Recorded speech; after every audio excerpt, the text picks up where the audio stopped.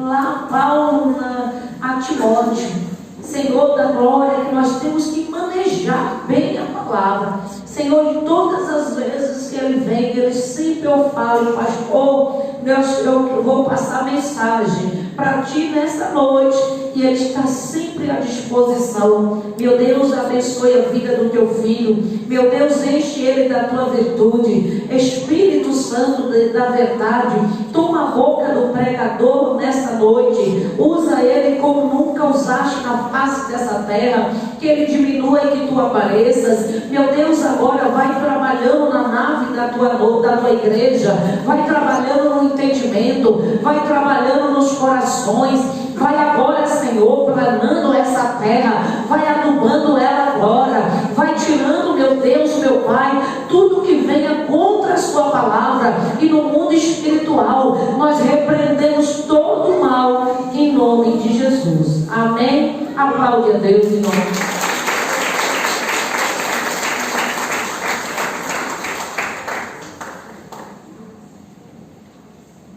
Assim, irmãos. Amém. Quero agradecer a Deus pela oportunidade, aliás, pela primeira do ano, nós estarmos juntos. E eu sou grato a Deus de poder estar com os irmãos. Esse vai ser o meu primeiro culto do ano. Ontem eu ia à sede da igreja, mas estava pensando que ia chover. Acabou que choveu hoje. Aí eu falei, eu tenho que cultuar. E não fui porque estava chovendo. E vim para cá. Aí mandei uma mensagem para a pastora, porque eu estava achando que os 12 dias começavam hoje. Aí eu falei, eu vou participar dos 12 dias. Na verdade, eu não vim com a intenção de pregar, como os irmãos sabem. Eu vim para adorar a Deus com vocês. Mas, como a pastora tinha me convidado para estar em um dos 12 dias, e um desses dias caiu num dia que eu não poderia estar. Mas aí ela me passou o texto. E esse texto, deu um estralo assim na cabeça, e eu fiquei analisando esse texto.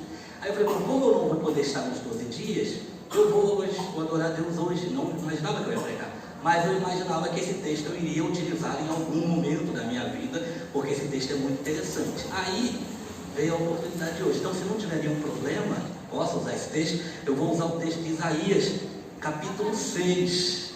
Lógico que nesses 12 dias virão 12 pessoas muito importantes, pessoas que sabem bastante da Bíblia, que conhecem bem, que dominam bem a exegese do texto, a hermenêutica, e vão poder se aprofundar melhor. Mas tem 3 coisas que eu achei interessantes nesse texto, que eu gostaria de compartilhar com os irmãos. Lógico que o tempo não vai permitir que eu faça isso, mas eu vou lhe falar os 3. Eu vou procurar trabalhar o mais importante deles, e vou poder, pelo menos, te falar, fazer uma introdução subjetiva dos 2, que são menos importantes. E aí você vai ficar sabendo. Isaías capítulo 6, a gente vai ler o versículo 1, versículo 5 e o versículo 8. Quando acharem, digam a mim, eu acho que deve estar aqui atrás. Versículo 6, capítulo 6, versículo 1. Vai dizer o seguinte: no ano em que morreu o rei Uzias, eu vi também ao Senhor assentado sobre um alto e sublime trono, e a cauda do seu manto enchia o templo. Versículo 5. Então disse eu, ai de mim, pois estou perdido, porque sou um homem de lábios impuros, e habito no meio de um povo de impuros lábios. Os meus olhos viram o rei, o Senhor dos exércitos. 8. Depois disto, ouvi a voz do Senhor que dizia: a quem enviarei e quem há de ir por nós? Então disse eu: eis-me aqui, envia-me a mim. Se você for analisar o texto, é um texto riquíssimo, importantíssimo para nós. E eu fiquei pensando nesse texto.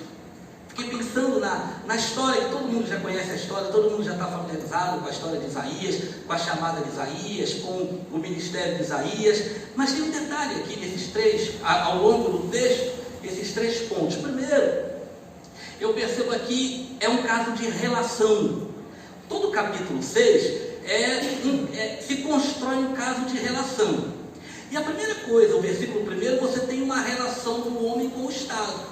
Então você tem uma relação de Isaías, e aí ele vai deixar bem claro que no ano em que o rei, o monarca, o patrono do Estado morre, aí ele procura Deus. Então analisa que, primeira coisa, o texto vai falar de uma relação homem-Estado. A segunda coisa, que é o versículo 5, a gente vai encontrar uma segunda relação, que é a relação homem versus homem. É o homem procurando algo para que pudesse justificar, e aí eu vou voltar no Estado, só para você entender, eu vou te falar as três, e aí eu vou adiantar e depois a gente volta um por um, mas a mais importante é a terceira. E aí você vai ver que o homem procura uma forma de sanar aquela dor, aquele nexo causal, aquilo que o Estado, a lesão que o Estado causou. Aí ele procura o templo. Só que no templo ele não iria encontrar nada, tanto é que ele vai ao templo, ele vai desinteressado em Deus. Ele vai buscar algo para a sua alma, para o seu coração, naquele plano que estava ali, naquela circunstância que estava ali, um bom louvor, uma boa música, uma boa palavra, talvez do ministro que assistia, o sacerdote. Ele procurava algo que pudesse minimizar a dor que ele havia sofrido com a frustração do Estado. E aí ele acaba no versículo 8, quando ele encontra com Deus. Aí é a relação Deus-homem. Então a gente vai procurar nessa relação aí, aliás, nessa construção de relação, a gente vai tratar desses dois primeiros que são, entre aspas, menos importantes, e a gente vai dar um pouquinho mais de tônica ao último, ao versículo 8, que é o mais importante. Versículo 1, Isaías, e aí todo mundo, repito, conhece a história. Isaías era primo desse homem chamado Uzias, deste rei. Então você imagina a relação homem-estado, porque Isaías ele era embaixador de Judá, e Uzias era o rei de Judá. Uzias era um moço, era jovem, Isaías era o seu primo em linha reta, então ele era primo de primeiro grau de Uzias, e aí Uzias pega o seu primo e lhe dá uma embaixada, lhe dá o governo, a representação do seu país em outro país. E lá Isaías tinha toda a sua glória, tinha toda a sua pompa. Você imagina o que é alguém lhe dar uma embaixada e dizer assim: eu vou te dar, você vai representar o país, o Brasil em outro país, e lá você é que manda. Todos os brasileiros que estão lá é como se você fosse o presidente daquelas pessoas lá. E elas lá vão, qualquer coisa eles vão procurar você, você vai ter aquela relação diplomática, você vai ter aquele status de chefe de Estado, você vai poder mandar e desmandar lá. E lógico, aquela embaixada é um pedaço do Brasil, nenhum outro estrangeiro pode invadir, pode entrar ali sem a sua permissão. Isaías sentia assim. E o tempo vai passando, até que aqui embaixo, aqui em Judá, Uzias começa a fazer aquilo que Deus havia lhe proibido de fazer. Uzias desvia o caminho e Uzias começa a pecar. E uma das gravidades do pecado de Uzias foi quando Uzias se assenhoreia do ato do altar, e ele pega os incensários, tira os sacerdotes e então se coloca como sacerdote naquele lugar. Aí a gente vê uma confusão de Estado e igreja, uma confusão de Estado e altar, não dá liga. E altar não dá liga com o Estado, altar não dá liga com política. E aí você começa a imaginar toda essa construção que começa a fazer. Uzias chega com a coroa, com o bastão, cheio de assessores, e diz: ô sacerdote, a partir de agora eu acho interessante, acho legal estar no altar. Só que ele não foi chamado para altar, ele foi chamado para governar. Era outra situação, era outro momento. Mas ele falou: eu quero estar no altar. Imagina se chegasse um político aqui e falasse: pastor Luzier, hoje você não vai pregar, hoje eu vou pregar. Você imagina o que ia sair? Ia sair nada, porque ele não foi chamado para isso, salvo algumas exceções daqueles que têm um chamado, mas aí é outra história, a gente não vai entrar nesse mérito. Mas só para você entender que houve uma confusão, e essa confusão de postura fez com que Deus riscasse Uzias e dissesse: Uzias, a partir de hoje eu vou tirar você. Mas como Uzias sairia? A hora que Deus pintasse na testa dele a lepra. E aí a lepra era um pecado tão capital que ele era exteriorizado. E aquilo as pessoas viam, e era proibido alguém que tivesse um pecado, que tivesse uma doença grave, que estivesse em contato com as pessoas. O que isso significava dizer? Que Uzias E lógico que a lepra era tão mortal que o matou. E aí neste ano, você imagina quando muda um presidente? Todo mundo volta, os embaixadores voltam e entregam as suas credenciais, os secretários vêm e entregam as suas credenciais, e aí todo mundo agora é ninguém, é uma pessoa, são pessoas comuns. E aí o novo presidente, que ele faz? Ele decide se ele vai manter aquele, ou se ele vai nomear um outro, se ele vai escolher alguém. E isso que aconteceu com Isaías. Isaías é chamado de volta. Agora Isaías perdeu o credencial. Agora Isaías perdeu aquela pompa, aquela grandeza, aquele orgulho que o fazia o dono de si, já não existe mais. Então nós estamos diante de dois casos interessantíssimos.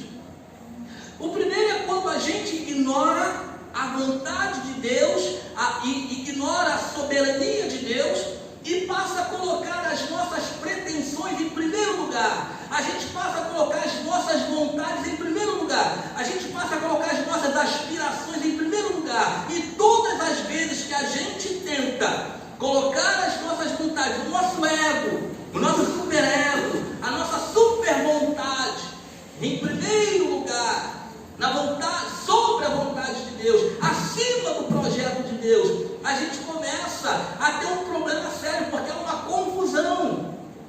Há uma confusão de relacionamento, há uma confusão de relação, há uma confusão de postura. E todo mundo sabe que Deus, ele trabalha com as coisas nos seus devidos lugares. Ele sabe que uma coisa é desse lado, a outra coisa é bem no meio, e se você medir vai dar certinho. E a outra coisa é um pouco mais para a esquerda, e se você medir vai dar certinho. A história falou aqui da arca, falou aqui do tabernáculo, perdão, e se você for ver as medidas do tabernáculo, elas eram justas, batiam certinho, porque Deus trabalha assim. Deus trabalha com medida justa. E Deus não iria permitir que alguém que ele não havia colocado naquele lugar assumisse aquela posição. Porque o ato sacerdotal para Deus era tão importante. Porque enquanto o rei representava o povo, ou para o povo, a soberania, o sacerdote representava Deus para o povo. O sacerdote falava em nome de Deus para o povo, e o sacerdote falava em nome do povo para Deus. O sacerdote colhia as lamúrias, as reclamações, os choros, os gemidos do povo, entrava no alto, subia ao altar, no santíssimo lugar, e ali ele despejava diante de Deus. Ele pegava o animal e imolava e dizia: Jeová, o teu povo está sofrendo, o teu povo está passando por essa situação, e ali Deus acolhia. Era uma relação tão intensa de Deus com o sacerdote, porque ele representava a própria pessoa de Deus. E ele, quando saía daquele altar, ele abençoava o povo, porque era o próprio Deus que o fazia. Aleluia. E essa relação, irmãos, não podia ser contaminada. Essa relação não podia ter interesses outros. Essa relação não podia sair daquele momento. E aí, lógico, se a gente for dar uma viajada, né, você vai analisar o caso mais sublime de todos os casos, o caso mais superior de todos os casos, Adão e Deus. E você vê que na geração do dia havia uma relação, eu não vou dizer que era relação, havia uma correlação. Deus descia, porque você sabe como o homem foi criado, não preciso de falar isso aqui, né? Deus cria o homem e diz para todo mundo assim, ó, chama todo mundo, um monte de anjos, diz assim, ó: façamos o homem a nossa imagem e a nossa semelhança. E aí quando Deus fala semelhança, parece que no ouvido dos anjos não caiu bem. E aí é lógico que Lúcifer sai correndo, vai lá em cima de Deus, e não pode ser semelhante a ele, porque nós não somos. Os anjos não são semelhantes a Deus, mas o homem é. E você sabe o que é semelhança? Semelhança é aquilo que as pessoas vão dizer que é aquele efeito ou aquela relação de qualidade. Então, dois objetos, eles são semelhantes quando têm a mesma qualidade. E aí você começa a entender que um anjo não tem a qualidade de Deus, mas você tem. Porque você foi feito semelhante a ele. E aí Deus fazia Adão semelhante a ele. Adão tinha a mesma qualidade. Adão pensava, Adão sonhava, Adão respirava, Adão falava, Adão ouvia, Adão dava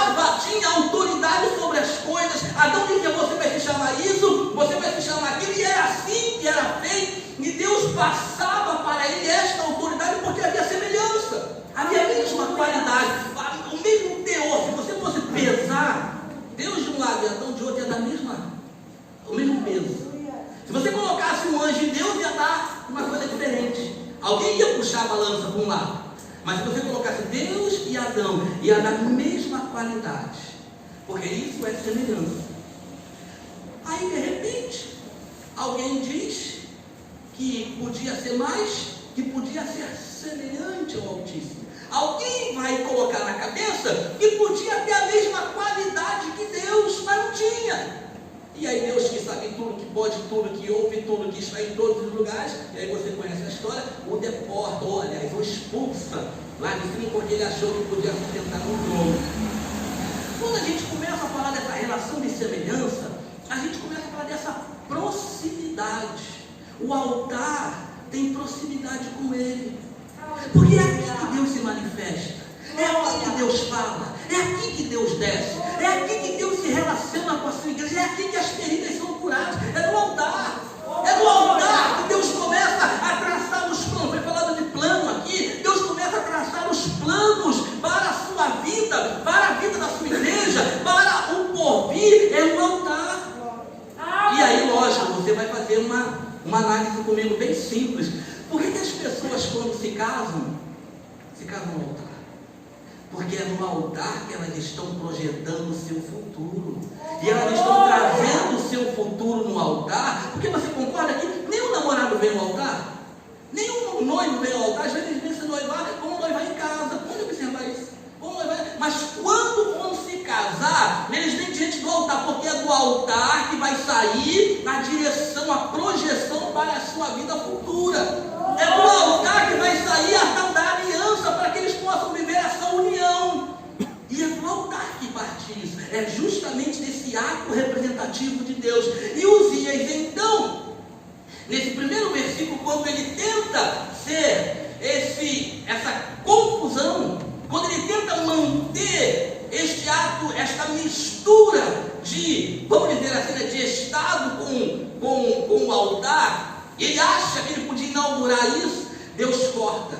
Você vai lembrar de um caso que quando Jesus começa a pregar, aliás, quando Jesus começa a vir no seu ministério, as pessoas começam a olhar para Jesus de um ângulo Estado, um ângulo político, e alguém começa a bater para o outro assim, descobriu um cara que vai destronar Roma e vai fazer Israel uma nação livre, uma nação independente, vamos segui-lo. Aí começa todo mundo a seguir Jesus. Tinha aqueles que iam por fé, tinham aqueles que iam por desejo, porque precisavam, porque queriam seguir Jesus, porque tinham a sua necessidade. E tinha aquelas pessoas que seguiam Jesus com olhar político, porque não queria se subjugar a Roma. E aí esses homens, pois Judas e mais alguns, começaram a olhar para Jesus como Salvador, o Salvador de Israel contra Roma. Quando eles percebem que Jesus era um cordeiro, era uma ovelha muda, que vai ao matadouro, morre, aí você vai ler lá em Lucas capítulo 24, dois indivíduos se lastimando, e eles começam pelo caminho dizendo, puxa vida, perdemos tempo. Toda a nossa vida aqui de 3 anos, 2 anos e pouquinho, quase 3, foi nada. A gente acreditava que ele ia ser o porta-voz, ia destronar Roma, ia fazer Israel ser isso e aquilo. Aí Jesus desce. Eu acho que é uma coisa interessante, porque ele desce, irmão, e começa a conversar com os dois. E ele começa a extirpar aquela relação Estado e começa a colocar aquela relação reino. E aí ele começa a perguntar, que conversa é essa que tem entre vocês dois? E aí eles começam a falar, você é viajante, você é novo, você não sabe o que está acontecendo, você não sabe qual é a última notícia nova. E aí eles começam a falar, e Jesus fala honesto, de tarde de coração, para entender o que dizia as Escrituras, que era necessário que o filho do homem morresse, para que ele pudesse então trazer a nova de salvação. E ele começa a explicar a Escritura. A coisa mais interessante é que enquanto ele falava, ele abria as Escrituras, o coração daqueles homens pegava fogo. Aleluia. Havia uma relação, não mais de Estado-homem, mas agora uma relação divina com aquele coração que era um altar. E aquele coração que estava contaminado com aquelas coisas de Estado, começa agora a dar lugar ao altar, ao fogo do altar. E aí o coração começa a crescer. Jesus vai para mais longe, eles os convencem a ficar, ele parte o pão e aí eles percebem.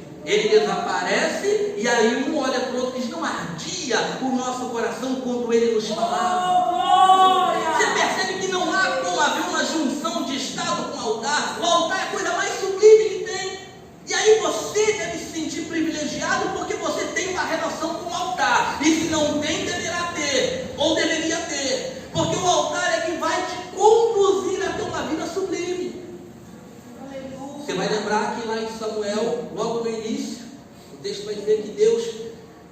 Samuel fica triste porque Israel o rejeita, entre aspas, e pede um rei.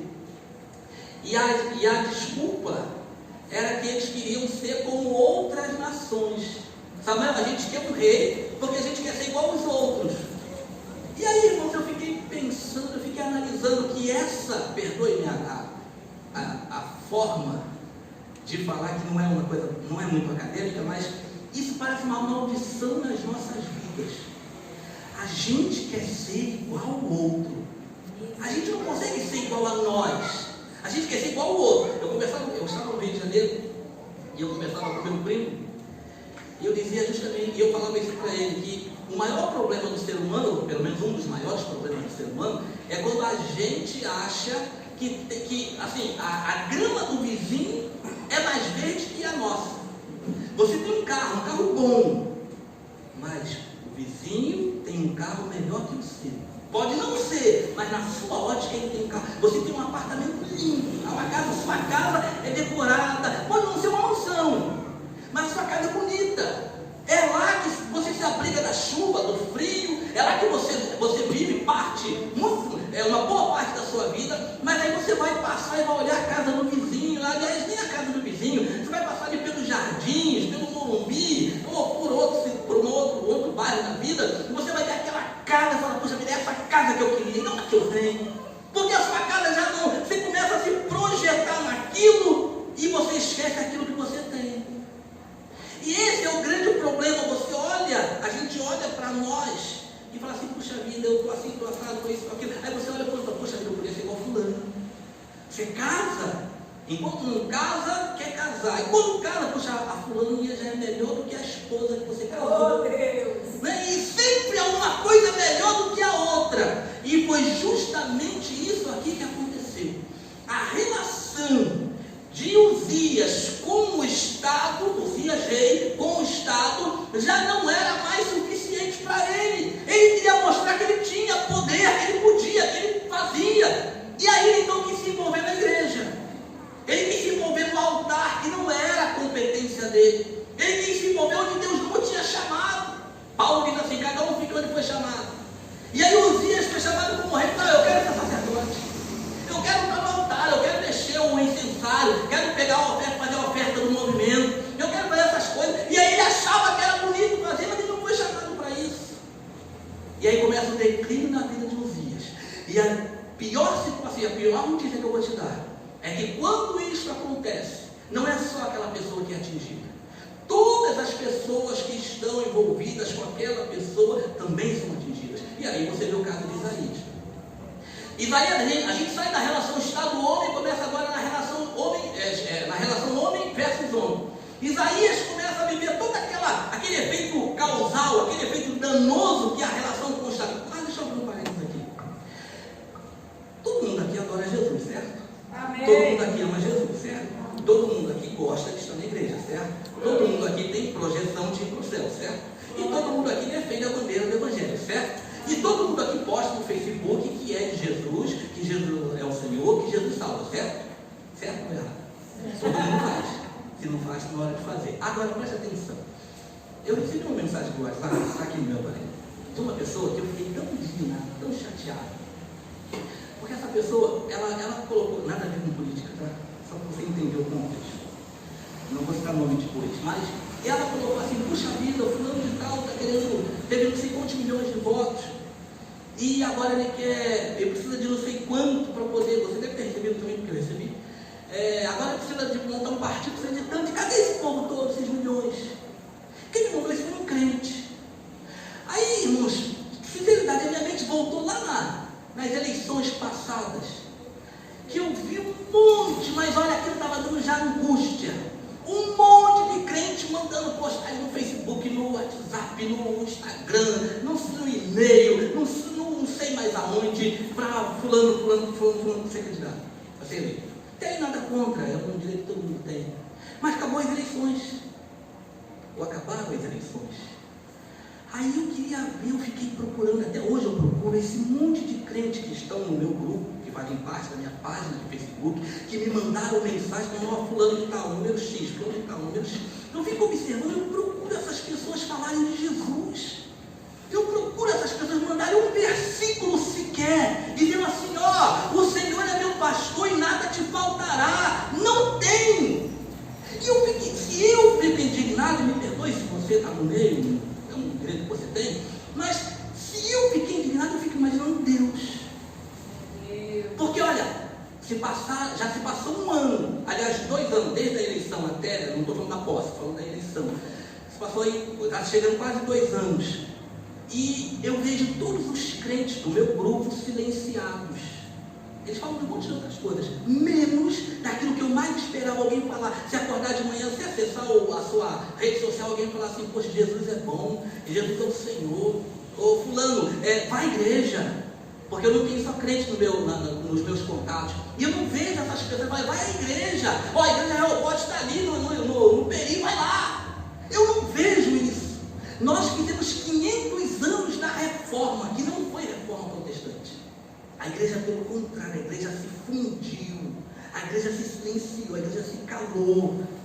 Jesus disse assim, ó, se estes se calarem, as pedras clamarão. E não pense você que as pedras não estão clamando. As pedras estão clamando. Nós estamos sofrendo porque nós estamos nessa depressão espiritual. Nós vivenciamos uma pseudo-reforma protestante. Todo mundo aplaudiu 500 anos do cristianismo, do protestantismo, da reforma, e 500 anos do avivamento, 500 anos de tanta coisa. E eu pergunto, cadê as almas?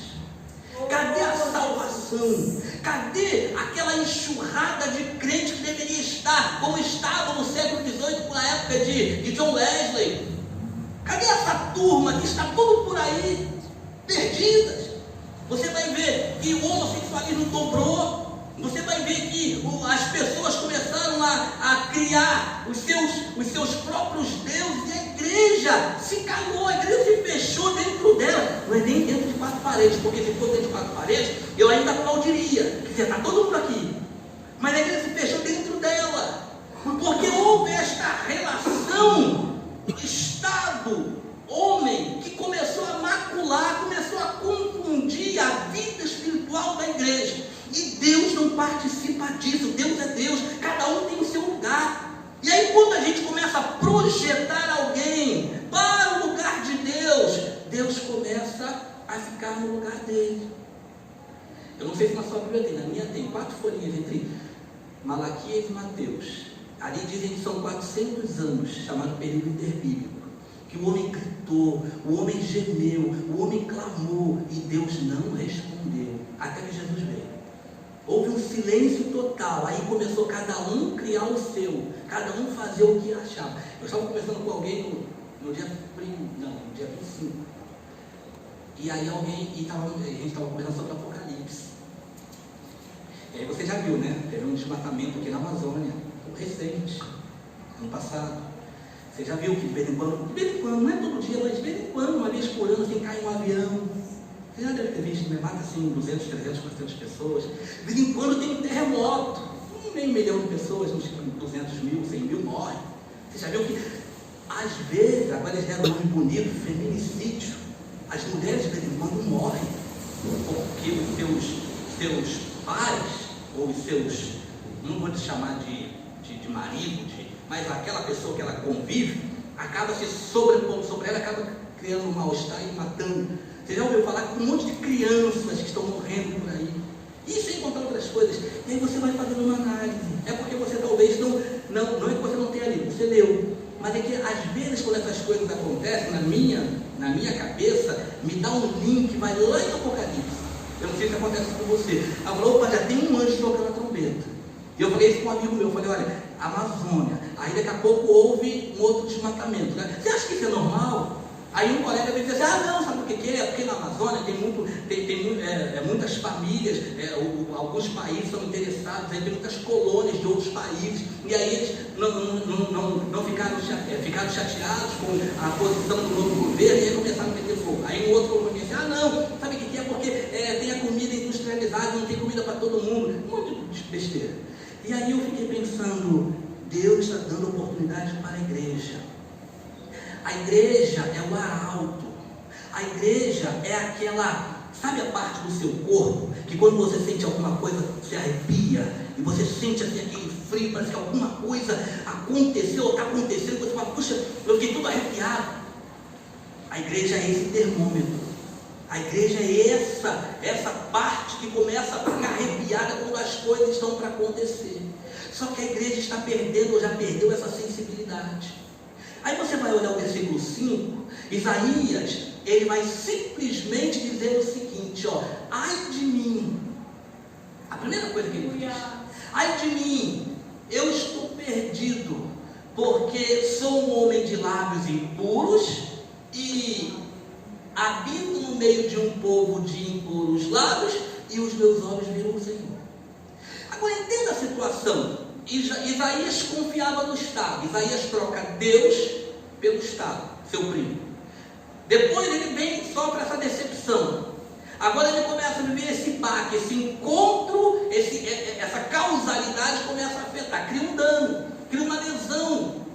E Isaías começa então a viver aquele momento de depressão, aquele momento de angústia. Ele começa a viver aquela relação extrínseca, e extrínseca porque é exteriorizada, é para fora. Ele começa a subtrair isso para si. Ele começa então a viver isso, e ele começa a perceber que algo está errado. O que ele faz? Ele vai buscar refúgio. Sabe quando você precisa ouvir uma coisa boa para rir? Para passar o tempo, para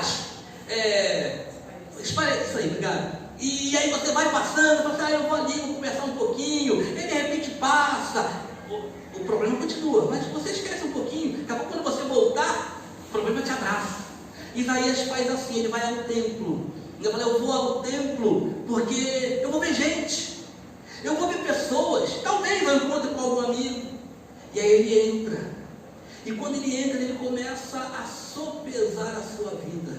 Ele começa a fazer uma autoanálise. Ele fala, puxa vida, eu sou uma pessoa impura, eu sou uma pessoa traidora, eu traí a coisa mais importante da minha vida, que era o altar. Oh, meu Deus. Eu deixei o altar, eu deixei a minha vida como chamado por Deus para servir ao Estado, para ter um relacionamento com o Estado. Só que ele não sabia, irmãos, que Deus tinha não uma relação, mas agora a gente vai falar de uma interação. É quase a mesma coisa, mas muda alguns aspectos. A questão é que e aí eu estava lembrando de um caso, que as pessoas elas vêm à igreja, e o que elas buscam na igreja? Tudo. Busca cura, busca relacionamento, busca salvação, elas buscam solução para os seus problemas. Acham que o pastor é a pessoa que vai ter uma varinha de condão e vai dar solução rápida, mas elas não buscam a Jesus.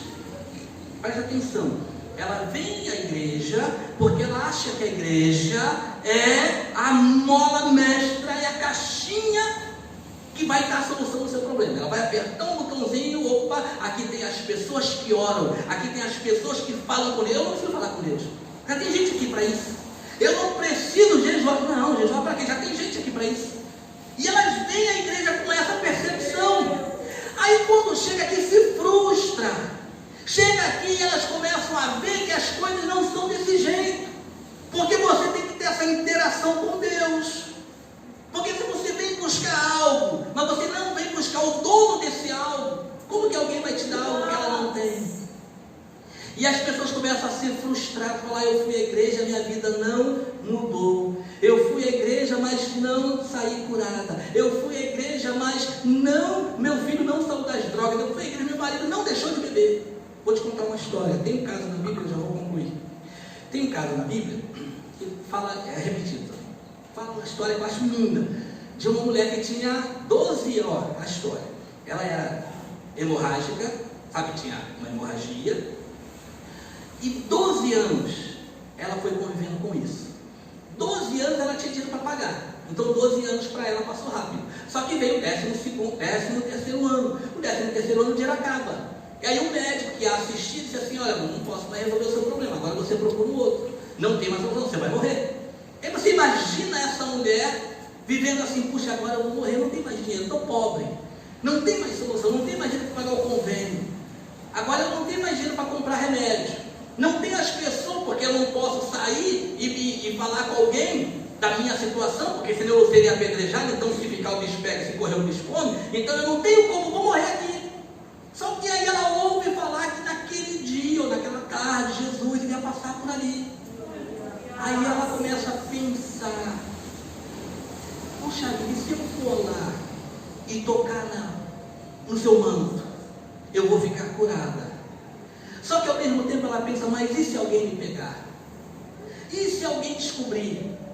Mas aí ela volta a pensar: não, mas eu vou lá, eu vou ficar curada porque eu vou tocar nele. E aí vem aquela multidão, e ela olha para aquela multidão, e ela fala: é muita gente, eu não vou enfrentar, eu não vou ter forças, eu não vou ter condições. Aí chega o momento que ela vai, ela passa aquela multidão, não me pergunta como, porque eu não sei. Mas aí é o momento que ela toca em Jesus. Aliás, toca na roupa. E quando ela toca na roupa, Jesus para. Aí ela fica pequenininha, escondida, porque ela provocou um caos. Ela não imaginava, mas ela provocou um caos. E aí Jesus fala assim: alguém me tocou. Quem me tocou? Se apresente. E está aquela mulher lá escondida, e tinha uma multidão. Aí alguém fala assim: Senhor, olha a multidão. É óbvio que todo mundo te tocou. É óbvio que todo mundo te apertou. Jesus falou: não, alguém me tocou diferente. Porque saiu poder para curar. Eu não sei se você consegue entender isso, mas a relação desta mulher, até então, era uma relação dela com ela mesma. Ela estava envolvida com todos os seus pensamentos de maldição, de morte, de doença, e ela achava até então que o paliativo poderia resolver o dinheiro. Enquanto eu tiver dinheiro, tem médico para me assistir, eu tenho remédio para tomar. Uma hora o dinheiro acaba, o paliativo acaba. Aí você vai se ver com você mesma, com você mesmo. E aí você começa a enfrentar a dura realidade. Como eu vou fazer? Como eu vou sair dessa?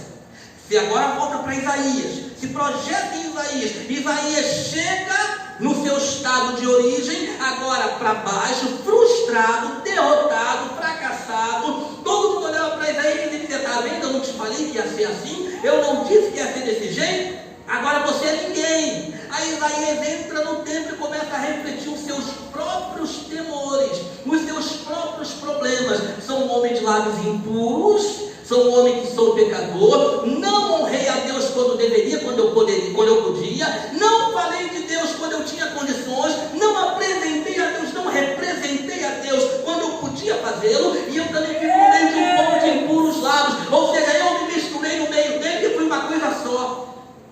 Eu era pecado com pecado, eu era mentira com mentira, eu era mau testemunho com mau testemunho.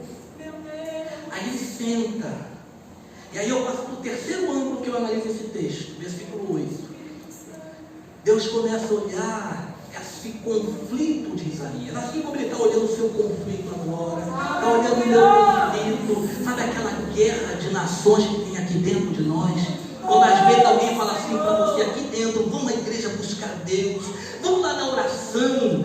Aí a outro alguém fala assim: não dá não, rapaz, você trabalhou o tempo todo, você está cansado, você vai trabalhar amanhã. Como se o trabalho dependesse de você, porque a hora que Deus fechar e mandar você embora, você vai ser mandado embora e vai ficar desempregado. E dependendo da sua idade, você não vai arrumar emprego em lugar nenhum. E se Deus fechar a porta, você não vai arrumar emprego em lugar nenhum também. Pode ter idade, pode ter o que for. De repente Deus fecha a portinha da saúde, e aí você começa a pegar uma doença. Que doença não foi feita para dar imposto. E aí ela começa a aparecer, e aí você vai no médico, aí começa a voltar trabalho para ir a médico. Daqui a pouco você é mandado embora porque você estava por justa causa. E aí você começa a viver, aí você dá um estalo, né? Fala: puxa, eu podia ter ido à oração, porque eu trabalho de meio-dia às 6, ou então de 3 às 10, daria de manhã para eu tento buscar Deus. Mas aí eu não fui, porque eu fiquei talvez pensando que tinha que fazer um monte de coisa, estou arrumando a casa. E aí Deus de repente permite que você tome um escorregão. Ele podia ter te livrado, mas você também não busca Ele, então Ele não tem como te livrar. Aí você toma um escorregão e acabou, não vai mais nem para casa. Você pensa nas situações que podem acontecer. Quando Deus nos livra, é sorte. Quando Deus não nos livra, porque Ele é mau, porque Ele podia ter livrado, porque eu sou da igreja. E aí a gente não consegue juntar essa relação, aliás, essa correlação, essa interação entre Deus e nós, altar e nós. Nós então dissociamos isso. E aí o que nós fazemos?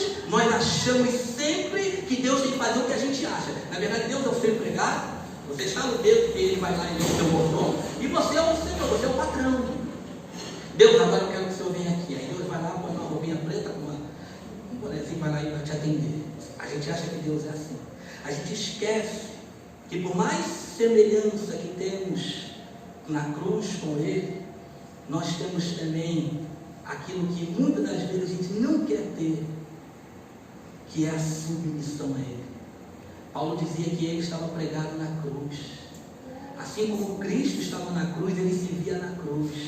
E aí quando ele estava na cruz, ele olhava para si, ele se via uma pessoa impotente, uma pessoa impossibilitada, uma pessoa de mãos e pés cravados, uma pessoa com uma coroa na cabeça, uma coroa de espinho na cabeça. Paulo se sentia assim, e Paulo dizia: já não vivo eu, Cristo vive em mim, porque agora eu estou preso, a minha paixão, a minha dor, a minha vontade, o meu desejo está na cruz. Então tudo que eu penso, tudo que eu quero, tudo que eu imagino, tudo que eu sou é a cruz.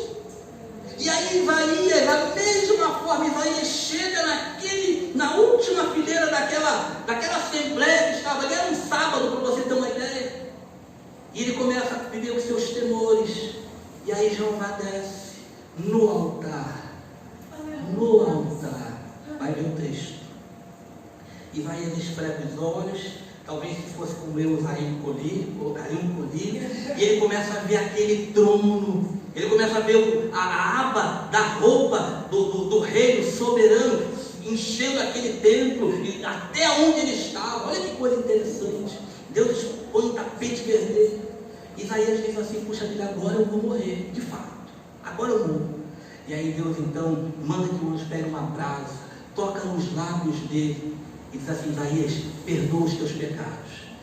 A partir de agora você não deve mais nada. A partir de agora você está no templo, você está no altar, Isaías. A partir de agora há uma relação, uma interação. Sabe o que é essa interação? É quando Deus começa a falar com você. Ninguém dali estava vendo o que Isaías estava vendo. Isaías começa a enxergar o Senhor. Ele diz: eu vou morrer porque eu vi o Senhor, eu vi o Rei. Você tem que entender isso? E aí quando Deus diz assim: ó, quem eu vou enviar? Quem há de ir por nós? Quem vai representar o Estado soberano nessa nação podre, nessa nação medíocre, nessa nação doente? Isaías é o primeiro que diz: eis-me aqui, envia-me a mim. Sabe por que ele diz isso?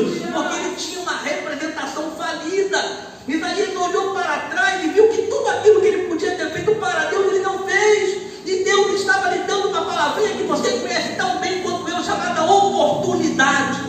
E eu quero terminar esta preleção falando desta oportunidade que Ele está dando para mim e para você. Talvez essa mensagem seja mais para mim do que para você, mas ela é para nós. Deus está dando uma oportunidade para a gente refazer a nossa vida, refazer o nosso pensamento, refazer a nossa confissão a Ele. Quantas vezes em 2019 a gente falou: Deus, eu vou fazer, e fez nada. Agora você está em 2020 e Ele diz assim: ó, vou abrir um livro, vou te dar mais uma oportunidade. Eu vou descer aqui no altar e vou falar com vocês. Estou te dando oportunidades. Oportunidade para você ser melhor, você ser diferente, você ser próspero, você ser um representante da minha palavra nesse mundo podre. Agora vai depender de você aceitar esta oportunidade ou não. Isaías, a primeira coisa que ele diz: eis-me aqui, não vou perder mais a oportunidade, estou aqui, ó, me envia. Será que você pode dizer isso hoje? Será que você vai poder dizer: Senhor, eu estou aqui, ó, meu pecado perdoa, minha falha perdoa, minha mentira perdoa, minha vaidade perdoa, mas eu estou aqui. Eu quero agora abraçar essa causa. Essa igreja não vai ser mais do que é, essa igreja vai ser melhor porque eu estou aqui. Eu vou doar sangue, eu vou doar corpo, eu vou doar carne, eu vou doar o que for, mas eu vou estar aqui. Será que você vai poder ser esta pessoa que vai dizer isso? Porque a oportunidade está dada. Não espere chegar naquele dia, quando o justo juiz abrir a tela, e aí você, do jeitinho que você está aí, que nós estamos aqui, aparecer lá, ó: José, você podia, o que você fez, José?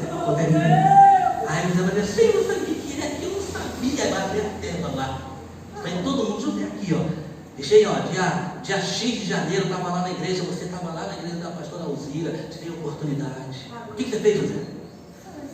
Ô Maria, aqui, ó, o que você fez? Ah, não sabe o que é, eu estava tão preocupado, Maria, eu te dei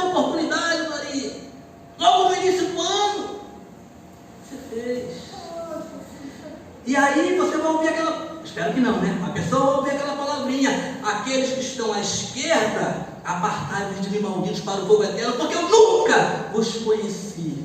Mas eu estava na igreja, pastor Alzira, mas eu ia aos cultos, eu estava lá, eu falava língua estranha, mas eu nunca te vi lá, eu nunca te conheci.